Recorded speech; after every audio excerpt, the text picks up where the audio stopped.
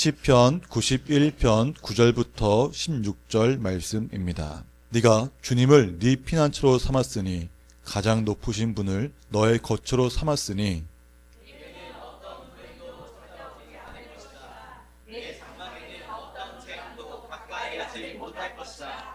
그가 천사들에게 명하셨어. 네가 가는 길마다 너를 지키게 하실 것이니 돌불에 부딪히지 않게 천사들이 그들의 손으로 너를 붙들어 줄 것이다.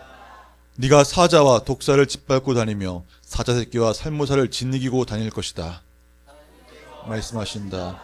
그가 나를 간절히 사랑하니 내가 그를 건져주겠다. 그가 나의 이름을 알고 있으니 내가 그를 높여주겠다. 그가 나를 부를 때에 내가 응답하고 그가 고난을 받을 때에 내가 그와 함께 있겠다. 내가 그를 건져주고 그를 영화롭게 하겠다. 내가 그를 만족할 만큼 오래 살도록 내 구원을 그에게 보여주겠다. 이는 하나님의 말씀입니다. 아멘. 어느덧 2026년의 1월 마지막 주일이 되겠습니다. 우리 1월은 마음에 품으라 라는 주제를 가지고 중생의 영역에서 말씀을 전하였습니다. 주부를 보시면 알겠지만은 첫 번째 주에는 하나님의 시선이라는 제목을 통해서 우리 안에 복음의 빛이 비추어질 때 우리는 새로운 피조물로 거듭나며 그리스도의 형상을 이루어가는 과정은 무엇보다 매일같이 하나님의 시선 아래에 머무는 삶이라고 전하였습니다. 둘째 주 제목이 뭐죠? 먼저 비워야 한다 였습니다. 우리의 습관들을 붙잡고 살아갈 것인지 아니면 주님께 내어드릴 것인지를 선택해야 한다고 제가 말씀을 드렸습니다. 하나님의 약속은 우리의 옛 모습, 우리가 붙잡고 있는 그 옛사람 위에 절대 덧붙여지지 않는다는 것을 기억하라라고 하였습니다. 그렇게 하고 계십니까? 저번에 옛사람을 버리고 새사람을 받기 위해서 내가 갖고 있는, 내가 움켜쥐고 있는 내 안의 옛 습관과 옛 죄들을 다 내려놓으시길 바랍니다.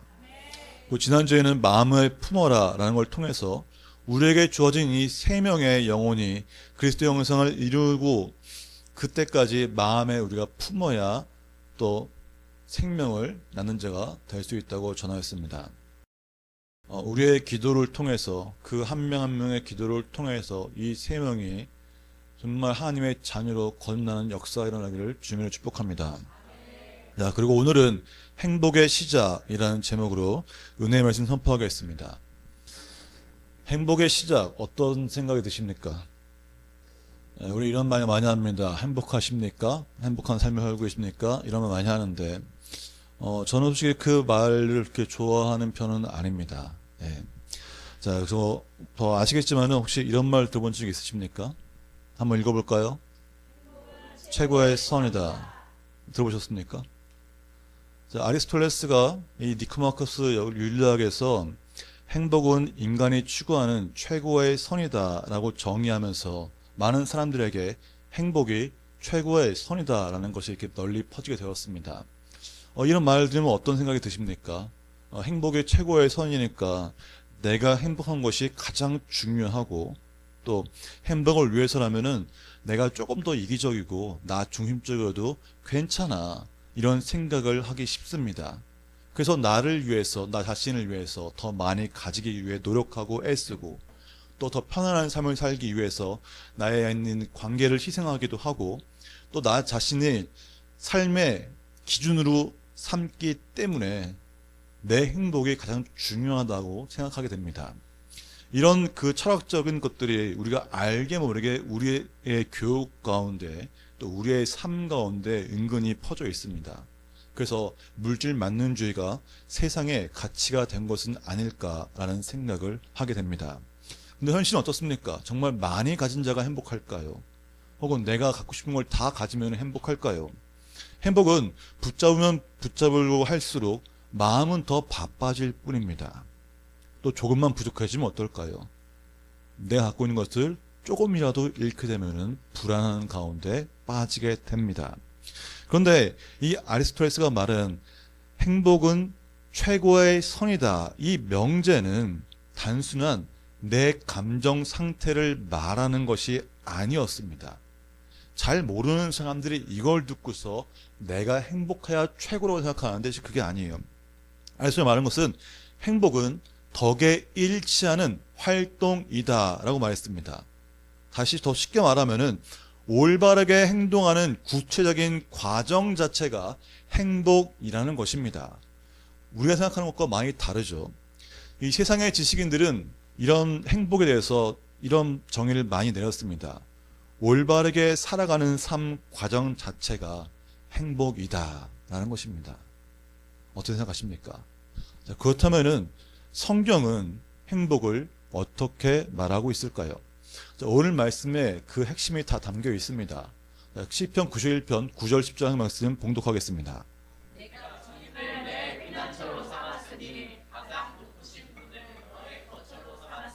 네게는 어떤 불행도 찾아오지 않을 것이다. 아멘. 성경은 분명히 말합니다. 행복은 조건이 문제가 아니라 관계의 문제라는 것입니다. 무엇을 가졌느냐 보다 누구 안에 거하느냐가 중요하다는 것을 오늘 본문이 말하고 있는 것입니다. 우리 살면서 우리가 이 세상에서 살면서 정말 우리가 원하지 않아도 겪게 되는 일이 있습니다. 질병도 있고요. 사고도 있고요. 경제적 어려움이나 관계에 깨진 것 같은 일들이 겪게 됩니다. 근데 그 모든 일들이 내가 신앙이 있다고 해서 피해가는 것이 결코 아닙니다. 하나님은 나의 피난처라는데 내 삶은 왜 이렇게 고난이 있고 힘들까 이런 생각을 가질지도 모릅니다. 그러나 성경이 말하는 행복한 사람은 고난이 없는 사람이 아니라 고난 가운데서도 무너지지 않는 하나님의 보호를 받는 사람을 행복한 사람이라고 말합니다. 다시 말해서 하나님을 나의 피난처로 삼은 자가 행복한 사람이다 라고 말하고 있습니다. 시편 121편을 보면은 우리가 많이 익히 들은 것이 있어요. 하나님은 졸지도 않으시고 주무시지도 않고 지켜주신다 라고 하였습니다. 근데 우리는 어떻습니까? 우리 눈에 보이지 않기 때문에 정말 하나님 나를 보호하실까? 나 눈에 보이지 않는데. 그래서 우리가 하나님의 보호하심을 실감하지 못할 때가 솔직히 많이 있습니다. 어떻습니까? 정말 하나님의 보호하심이 내 삶에 있다고 확신하고 계십니까?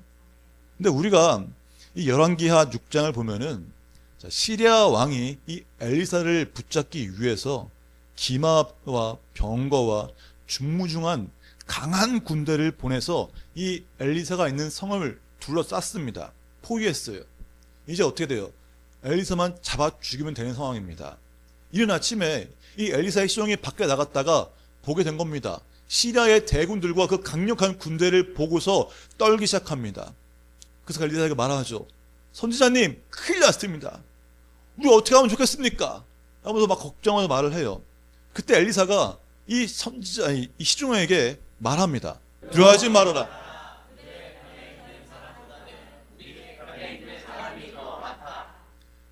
지금 이 엘리사의 시종이 눈에 보이는 건 뭐예요?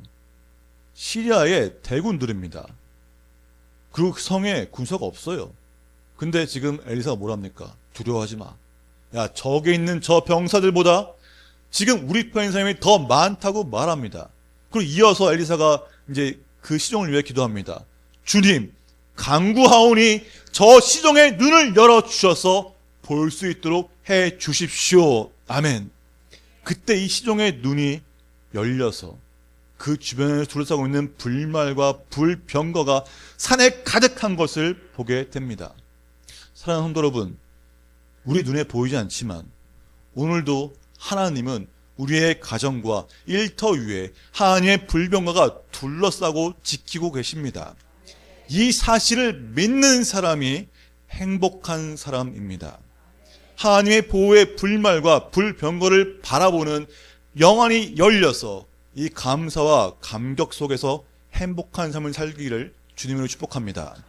자, 하나님의 보호가 믿어지십니까? 예, 아멘 하면 믿으실 겁니다. 자, 우리가 예수를 믿는다는 것은 단순히 내가 기독교를 선택한 이 종교를 선택한 것이 아니에요. 예수를 믿는다는 것은 우리의 신분이 뭐예요? 바뀐 것입니다. 요한복음 1장 12절에 믿는 사람에게는 하나님의 자녀가 되는 권세를 주셨다라고 하였습니다. 예수를 나의 구원자로, 나의 주인으로 영접했기 때문에 우리는 하나님의 자녀가 된 것입니다. 그래서 예수님을 믿는다는 것은 곧 신분의 변화가 되었다는 것을 의미하는 것이죠. 과거에는 세상 속에 속해 있었고 또 그와 같던 좀 나를 보호해줄 아무도 없는 삶을 살았다면은 예수님을 믿음으로 하나님의 자녀가 되는 신분의 변화를 가져온 그 믿음으로 인해서 이제는 보호를 받는 자가 된 것입니다. 많은 인간들이 자기 자신을 보호할 수 믿어요. 하지만 인간은 어떻습니까? 인간은 연약합니다. 무지합니다. 그러나 부모가 자녀를 보호하듯이 예수 믿어 하나님의 자녀가 된 우리를 하나님께서 보호하십니다. 다니엘 3장 보면은 다니엘의 새 친구가 등장합니다. 자, 이 새 친구가 이 뜨거운 풀무불에 들어가게 되었는데 왜 들어가게 되었습니까? 우상에게 절하지 않았기 때문에 그 이후로 불타는 화덕 속에 던져졌습니다. 그러나 그 세 사람은 어땠어요? 불에 상하지도 않고 머리털도 금림도 없었습니다. 오히려 죽을 뻔했던 그들이 이 사건을 계기로 느부갓네살 왕을 통해서 새 친구는 바빌론 지방에서 번영을 누리며 살게 되었습니다. 그 새 친구를 하나님께서 보호하신 것입니다. 이 사건에서 중요한 것은 결말보다 그들에게 먼저 있었던 하나님을 향한 신뢰입니다. 자, 행복은 결과가 보장될 때 오는 것이 아닙니다. 하나님께 속해 있다는 확신에서 행복이 시작되는 것입니다. 확신의 믿음을 가지고 담대하게 살아갑시다.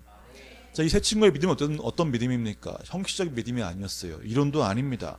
하나님께 보호받을 것이라는 확신의 믿음을 가지고 있었기 때문입니다.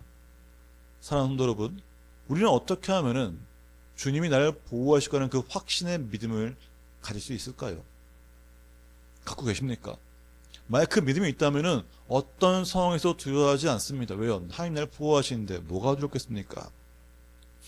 이 확신의 믿음을 가지려면은 먼저 의심을 버려야 합니다.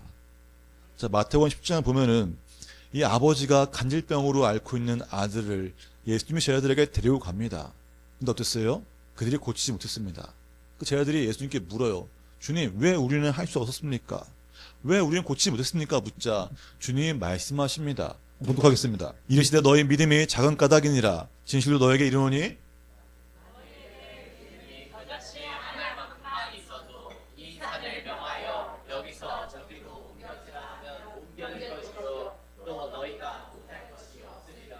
아멘. 예수님은 말씀하세요. 너희 믿음이 작은 까닭이니라. 믿지 못했기 때문에 이루어지지 않는 것입니다. 그래서 마음에 의심하지 않아야 합니다. 의심은 마귀가 주는 선물이고 마귀의 계략입니다. 의심 가운데서도 주님께 나아갈 줄 아는 것이 바로 거듭난 하나님의 자녀입니다. 그리고 그 믿음을 보기 위해서는 이성을 초월할 줄 알아야 합니다. 우리가 아무리 머리로 분석하고 계산하면 뭐가 될까요? 아무것도 되지 않습니다. 믿음은 지식도 과학도 이론도 아닙니다. 생각이나 계산 밖의 사건을 일으키는 것이 믿음이라는 것을 알아야 합니다. 믿음은 우리의 상상을 초월하고 우리의 생각을 뛰어넘는 것입니다. 또한 조건이 없어야 돼요. 우리는 정말 어리석은 이런 거 있어요. 저도 마찬가지예요. 주님, 제가 이런 걸 주시면 제가 이거 하겠습니다. 아, 주님, 제가 이거 주시면 제가 이거 하겠습니다. 마치 서원인 것처럼 생각하기 쉽습니다. 근데 이거는 믿음이 아니에요. 하나님과 흥정하는 겁니다. 흥정. 자, 다니엘 친구가 어떻게 말했습니까? 자, 한번 말씀 못 하겠습니다. 불수의 선조도 바다 속에서 구해주시고 임금님의 손에서도 구해주실 것입니다. 비록 그렇게 되지 않을지라도 신들을 섬기지도 않고 임금님이 세우신 금신상에게 절을 하지도 않을 것입니다. 구별 살펴주십시오. 이 부분이 중요합니다. 그렇게 되지 않더라도 믿고 살겠습니다. 바로 이게 절대 보호를 받는 믿음이 되는 것입니다.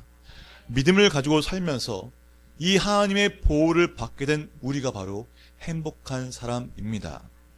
하나님께서 우리는 하나님 안에서 행복을 찾지만 세상 사람들은 어떻습니까? 행복을 소유해서 찾습니다. 더 많이 가질수록 마음은 더 만족할 거 생각하지만 실상 그러지 못합니다. 성경은 구원받은 사람이 행복한 사람이라고 말합니다. 인간에게 불행을 가져준 원인이 뭘까요? 인간이 왜 불행해졌습니까? 바로 죄 때문입니다. 죄는 사망을 가져오게 되었고 죄로 인하여 영원한 형벌을 받게 되었습니다. 다시 말해서 이 죄의 결과는 형벌과 사망과 심판입니다. 오늘 우리에게 문제도 바로 이 죄가 문제인 거예요. 죄는 반드시 심판을 가져옵니다. 죄를 피할 길은 결코 없습니다. 그러나 죄에서 건짐을 받고 사죄를 받는 자는 바로 행복한 사람이 되는 것입니다. 어떻게 하면 죄사함 받습니까? 내가 예수를 영접하고 예수님께 저는 죄인입니다 라고 고백하는 순간에 우리를 죄에서 정결케 하십니다. 정결케 한다는 것은 마음을 깨끗한 상태로 돌린다는 것입니다. 이 죄에서 건져주심을 받은 자가 바로 행복한 사람입니다. 이런 사람들에게 마음에 평안이 있는 겁니다. 죄를 지어본 적 있으십니까? 그 죄 때문에 마음이 불안불안하네요. 왜 불안합니까? 걸릴까봐, 들킬까봐. 들킨 후에는 또 더 두렵습니다. 어떤 선택을 받을까? 어떻게 내가 또 이렇게 해야 될까? 죄는 우리에게 두려움밖에 주지 않습니다. 그래서 이 죄가 해결되어야지만 마음에 평온이 있고 영적으로 풍요로움을 받게 되는 것입니다. 정말 예수 그리스도를 영접하시길 바랍니다. 그 마음에 영접합시다. 예수 안에서 그 예수 앞에서 무슨 죄를 범하였든지 고백하면 되는 겁니다. 고백할 때 용서가 있습니다.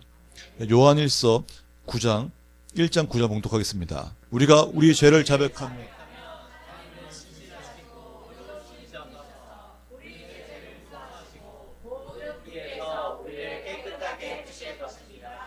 아멘.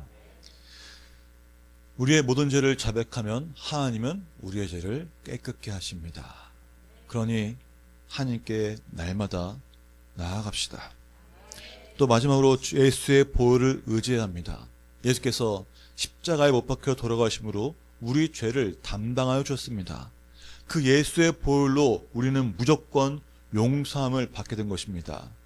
이와 같이 죄에서 건짐을 받는 자가 바로 행복한 자가 되겠습니다.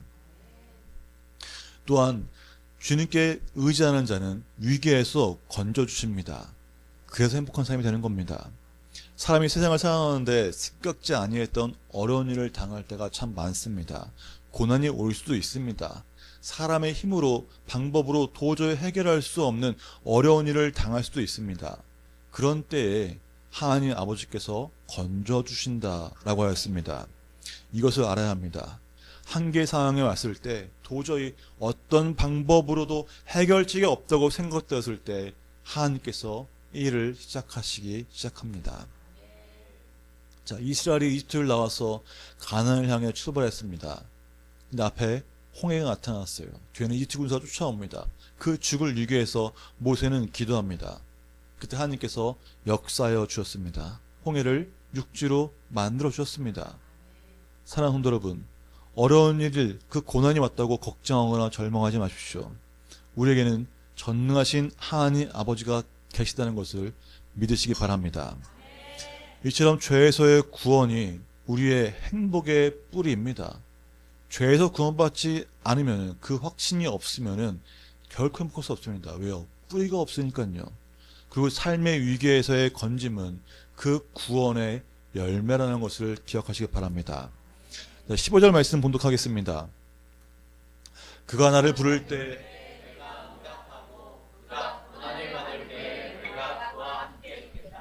내가 그를 건져주고 그를 영화롭게 하겠다. 아멘. 하나님의 놀라운 축복은 기도를 통해 전해지는 것입니다. 우리에게는 구할 수 있는 특권이 있고 구할 때 응답하시겠다는 약속을 받은 자가 바로 누구예요? 우리입니다. 예수 믿고 제일 먼저 쓰는 게 뭡니까? 바로 기도입니다. 기도하면 하나님 뜻 안에서 반드시 이루어집니다. 기도할 때에 승리가 있습니다. 이 기도의 비밀을 알고 이걸 행하는 자가 바로 행복한 사람입니다. 그렇기 때문에 우리가 마음을 품은 이 세 명을 어떻게 돼요? 이 세 명을 위해 끊임없이 기도해야 합니다. 자, 기도는 하나님께 나아갈 수 있는 관계의 문이라고 하였습니다. 문제가 있어도 구할 곳이 없는 사람은 불행하지만 구할 때마다 하나님께 나아갈 수 있는 사람은 이미 복된 사람이라는 겁니다. 예수께서 이런 말씀하셨습니다. 말씀 한번 볼까요? 지금까지 너희가 아무것도 내 이름으로 구하지 않았다. 구하여라, 그러면 받을 것이다. 그래서 너희의 기쁨이 넘치게 될 것이다. 아멘. 기도하는 사람은 문제보다 크신 하나님을 경험하며 살아갑니다.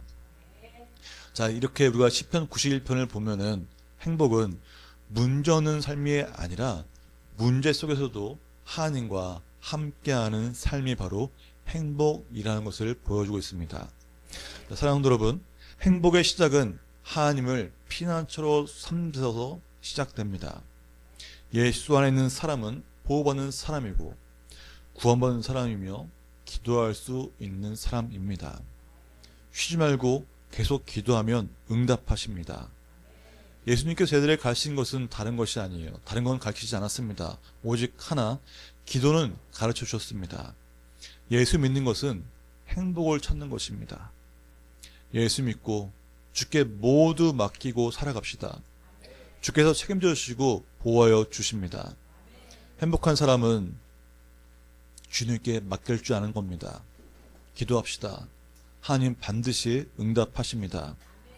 예수 안에서 보호와 구원과 기도 응답받는 이 확신을 마음에 품고 오늘도 주 안에서 살아가시기를 주님으로 축복합니다.